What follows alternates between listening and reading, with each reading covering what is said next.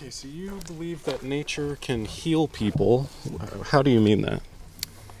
I think it's good for your soul. Soul? Okay. You know, and I definitely feel like my stress level goes down when I go into nature. Me too. And become one with it. Yeah. Maybe because what makes these episodes good, in my opinion, there's a bunch of other people who do this. Mm-hmm. The more foundational the claim, the better. And I heard something in there that could be more foundational. Do you think we have a soul? Of course. Okay. I think everything has a soul. I think the tree behind you and above you and around us has a soul, and the rocks I walked over and touched, and the frog I saw, and These microphones. water snake. Huh? These microphones? Yeah. Do they have a soul? No, I don't feel the microphone has a soul. Okay. So maybe But if it was nature... a really special microphone, perhaps. Like, I don't have any kind of affinity towards this microphone in particular.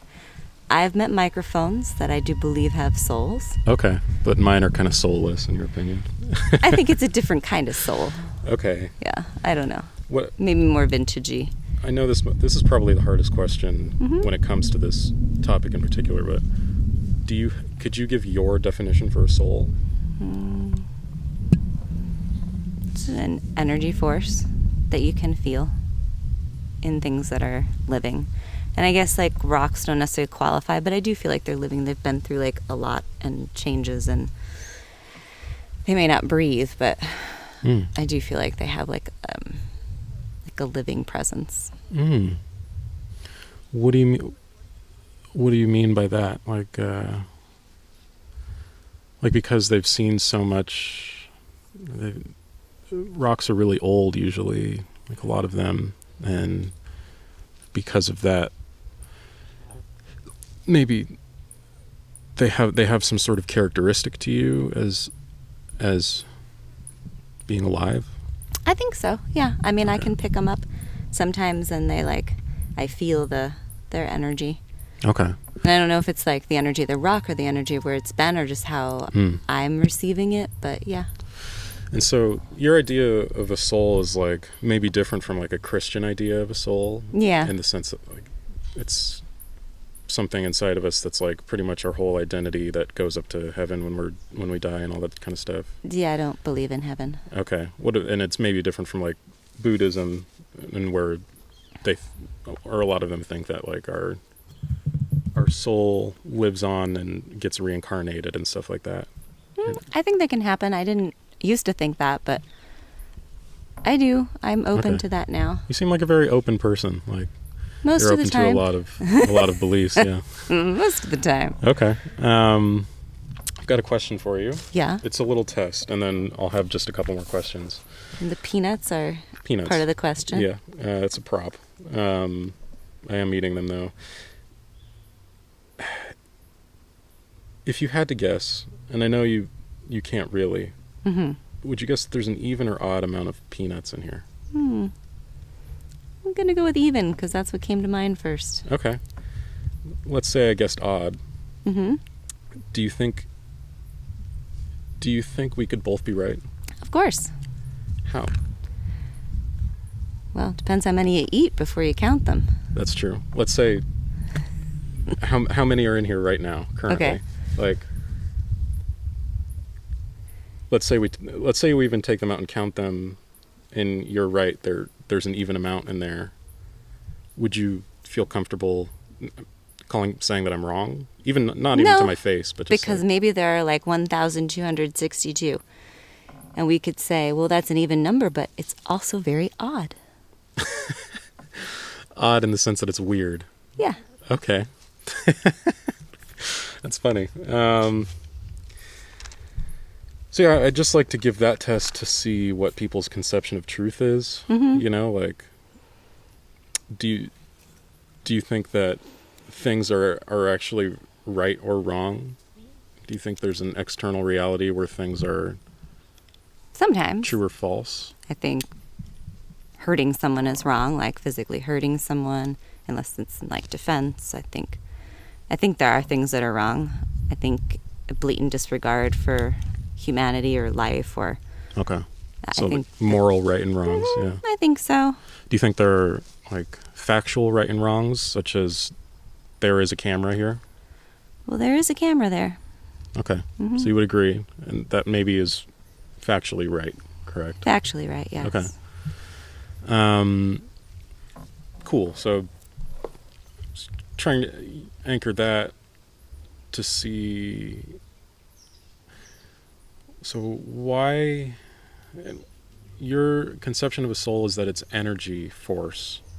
Is it like the energy that we use when we like eat food and drink water, the energy that we gain and expel when we do physical activities, or is it some sort of other special kind of energy? No, I think it's some other special kind of energy. Okay. I mean, it can be that, but that's a different kind of energy. Right. I think that's like your reserve of energy, but not like your energy of like a life force. Like if you see like an aura, like if you see someone's aura, or like I feel like that's more of an energy force, but that has nothing to do with like nourishment. I mean, and maybe it does a little bit. A different kind of nourishment, not like a... Okay.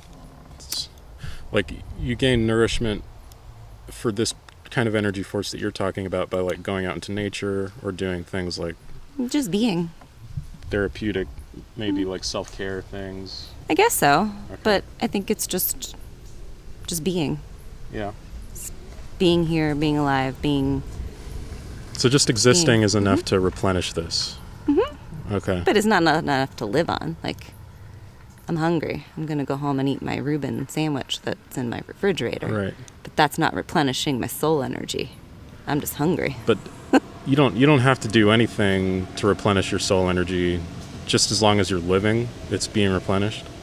It depends. I mean, I think you can connect more with others' soul energy and even your own source by doing certain spiritual things, like, or going into nature, whatever it is that like feeds you and fills your bucket.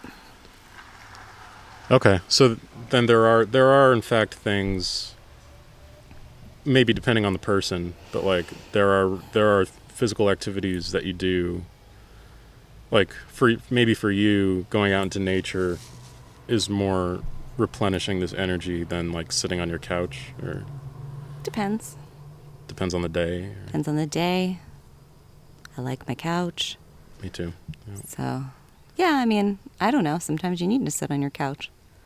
That's very true. Are you meditating on your couch? Yeah, sometimes that's What are you doing the best on thing your you couch? can do. Yeah, I don't know. Okay. So then maybe it's not as simple as like an action. Maybe it's more like the mindset you have while you're performing that action, or the time in your life. There's all these different factors. Well, I think it's about being present too. It's about being present. Yeah. And I think when I come into nature, it helps me to be present. So, okay, I think that maybe is getting more to the core of what you think replenishes this energy is. Like being in nature reminds you to be present, but being present is really what feeds your soul, more or less. Yeah, I guess so. I think that can be a way to do it. I think just being present in the moment it's a way of grounding it. But just because you're not present in the moment doesn't mean you don't have a soul or a life force energy. Or Okay. Yeah. How confident are you on a scale from 0 to 100 that this life force energy that you're talking about exists? Pretty confident. But that's just my experience of life and my feeling of life. Like, I tend to pay really close attention to things, and things tend to appear to me. So I don't know. So I am pretty confident. Like maybe an 80, a 90, 100? 100%. 100%, I'm okay. going to stand behind my belief, yeah. So you're completely confident. Just a couple more questions, and then I'll let you get on with your day. Okay. You're 100% confident that this life force or life energy, this soul exists. What would take you from 100% down to maybe, I don't know, 70? Is there anything that you could learn about the nature or the universe or yourself that would take you down from here? No, I mean, No. No? Okay. No. All right. Well, thank you so much for stopping by. Okay. That was a great interview. Right. Yeah. Have a beautiful day. You too.